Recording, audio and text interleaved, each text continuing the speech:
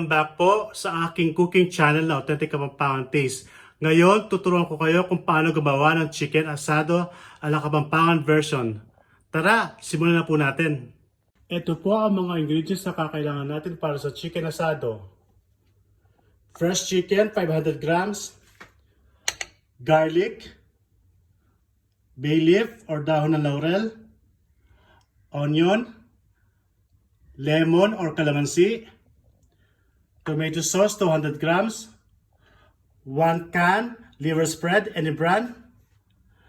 1 bell pepper slices. 1 carrot slices. 1 potato slices. Soy sauce with squeeze of lemon or calamansi. Black powder pepper. Salt. And cooking oil. Let's start para sa singkutsa.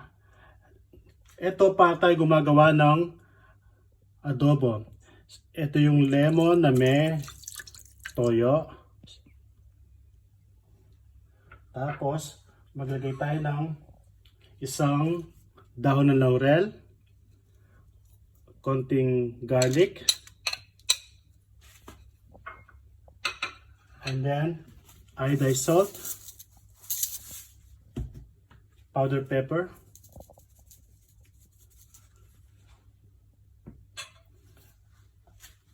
at syempre vinegar. Pakuloyin po natin ng mga 15 minutes. Let's start. Okay, let's check kung okay na yung siningkutsa natin na chicken. Ayan, I think pwede na to. Ngayon gawin natin, tagal natin sa siningkutsa at pwede na itong prituhin. At take note, yung pinagsingkutsa natin na sabaw, yun ang gagamitin natin pang sauce para sa asado natin.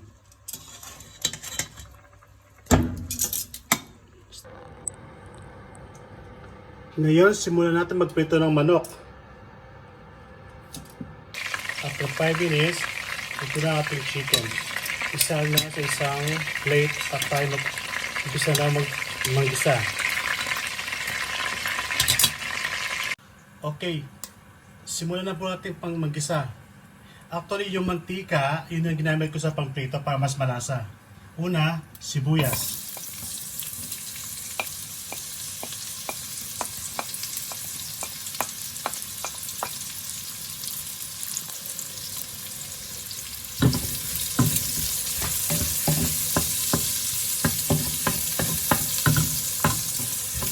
And then, sunod ang bawang.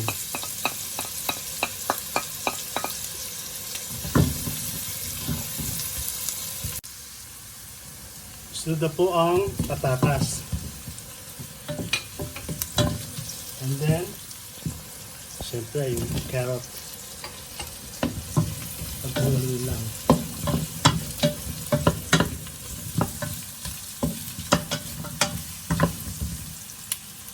Next, ang liver spread.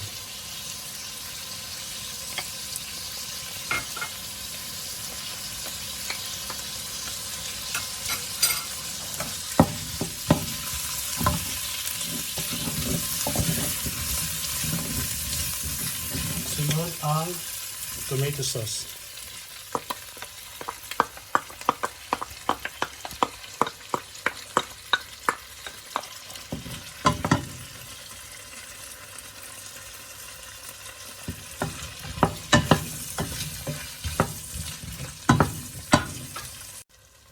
Sunod na po yung pinagsingkutsa natin sa manok. Tansya na lang po. Hanggang mamaya, hanggang matapos man o maubos man ng tubig, lagay ang sabaw niya. Yan. Takpan po natin ng mga 5 minutes siguro.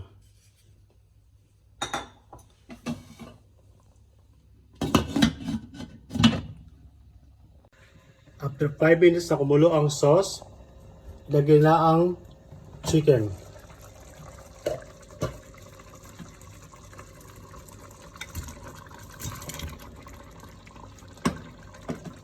At ilagay na rin ang titirang dressing kutsara natin para mas malasa. At hindi siya matunaw sa loob. Yan. Takpan natin mga 5 minutes ulit. Check natin mamaya after 5 minutes.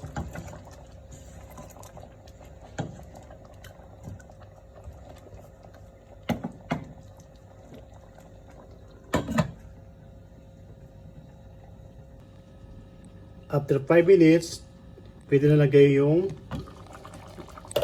bell pepper.